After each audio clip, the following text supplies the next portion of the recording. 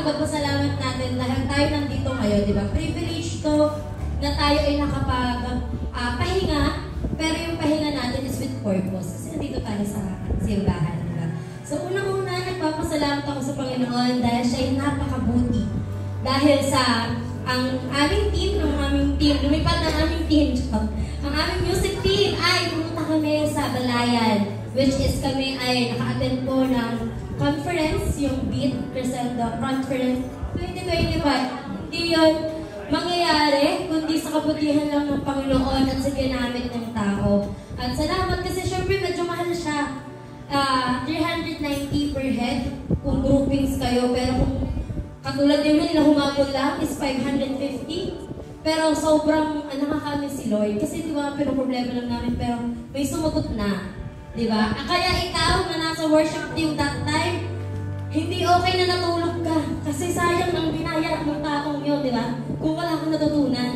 At alam niyo ba, sobrang ganda nung conference na yun. Bukod sa marami kang makita ng mga tao, marami kang matututunan. Katulad ng sinabi nga nila na, yun nga, diba? So worship, diba? Hindi naman ibig sabihin kumanta ka na, worship na yun, diba? Chine-check ng Lord, talaga bang sa akin ka na nagpupuri or baka nagpupuri ka lang dahil maraming pogi at maganda sa harapan. Diba? Dapat as a worship leader, you lead to the congregation na sila ay mag-worship din sa Panginoon. So, hindi po na dahil kami nagpapapogi at nagpapaganda ng dito sa harapan, pero kami ay sobrang privilege namin ng worship team na kami ng pili ng Lord para kami ay maglingkod sa Kanya. Kasi wala talaga, alam mo yun, there's no one worthy. Alam mo yun, kasi lahat tayo makasalanan. And ano mo yung kaya mo ibalik sa Panginoon?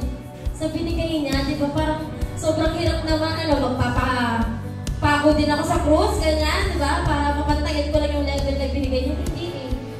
Kasi hindi naman natin kayang gawin yun. And binigay na nga ng Lord, di ba, si Jesus para sa atin.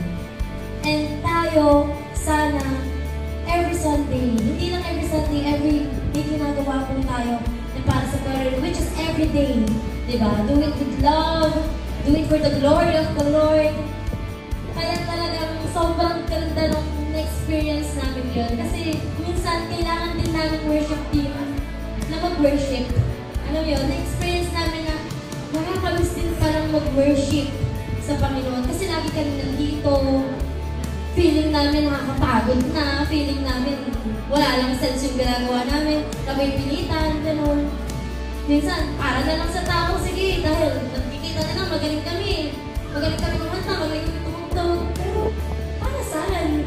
Ba't kailangan gawin natin linggo, di ka ba napapagod? But, if you know your purpose, bakit ka ba nabuhay sa mundong ibabaw? Bakit ka nandito ngayon? Alam mo yung purpose mo sa araw-araw, ginawa ng Diyos. Di ba? Lagi may gano'n sa araw-araw, ginawa ng Diyos. Nandun lang ako sa ginawa ng Diyos. Ano yung purpose mo? To worship the Lord. Hindi po yan hinihingi ng Panginoon sa atin. Dahil yun ay karapat-dapat ibinibigay sa Kanya. Di ba? And talagang sobrang happy ako nung Crescendo kasi ang dami namin natutunan. Hindi lang sa akin na worship leader, which is sa sa banda natin, na hindi sila mag-away-away pag may nagkamali ng tugtog, may nagkamali ng sipra, may nagkamali ng pukpok, yung tipong gano'n, yung magiging okay pa rin kayo, harmonize kayo in and out. Yun yung mga natutunan natin. Kaya talagang sana sa susunod pa, dumami pa kami kasi natutuwa ako si Kuya Will na dagdag sa team namin. Di ba? Open po ang music team sa lahat. Kung sino man gusto sumama, sige, go. At sobrang nakakamiss yung experience niya kasi nga sabi ko nga dun sa post ko na binaha kami, binagyo kami, namatayan ng motor si Kuya Bones, na basa yung mga pinag-aralan namin doon, nagtulak kami sa mundo kasi hindi natin kung lahat nangyari yun.